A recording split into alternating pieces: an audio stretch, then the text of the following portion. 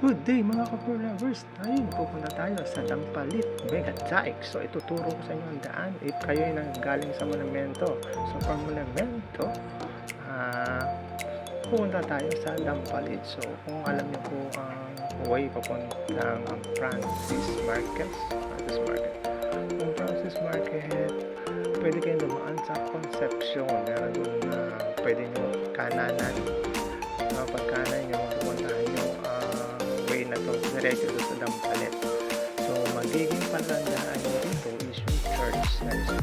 Or kung dadalaman kayo dito, banda sa MH Pilar Street. So liliko po kayo ng Navarrete Street. Sa Navarrete Street, Navarrete Street, yan po, pagkaliwa nyo, ay makikita nyo po rin tatumbok nito sa may parking simbahan. So ayan, ito po yung simbahan na nasabi ko sa inyo.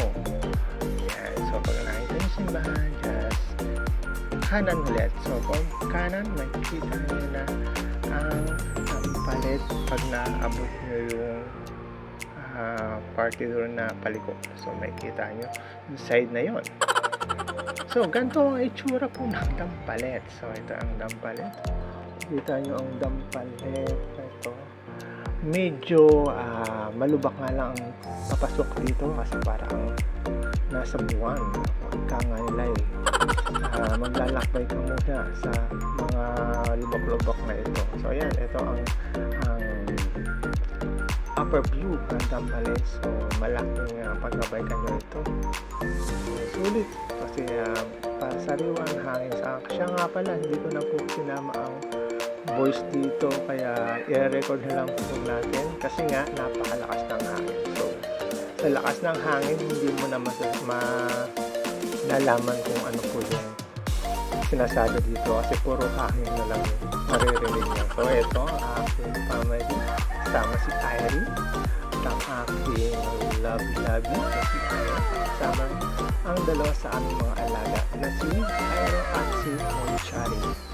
Yan, si Monchari ay isang Pomeranian Husky at F1P2.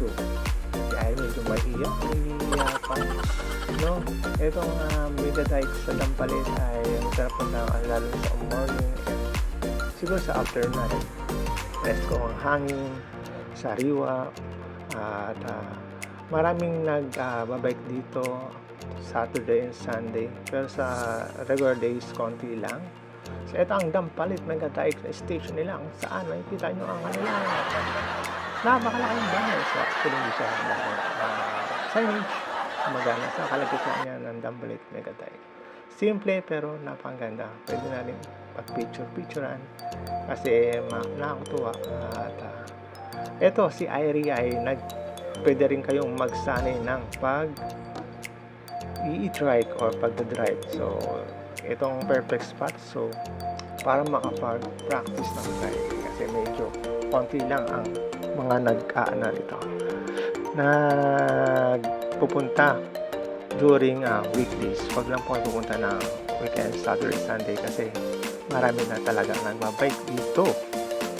So kung mapapansin nyo, may mga bikers pa rin kahit ordinary araw at meron din mga nagtitinda sa gilid-gilid.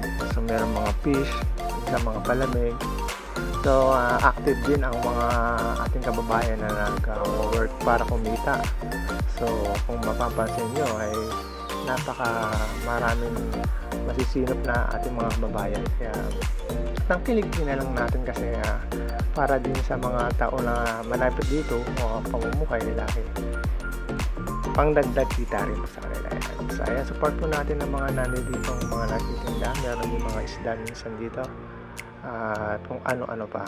So ayan, ang ating Mega Dike ay matatagpuan sa Malabon, Dampalit side. So ito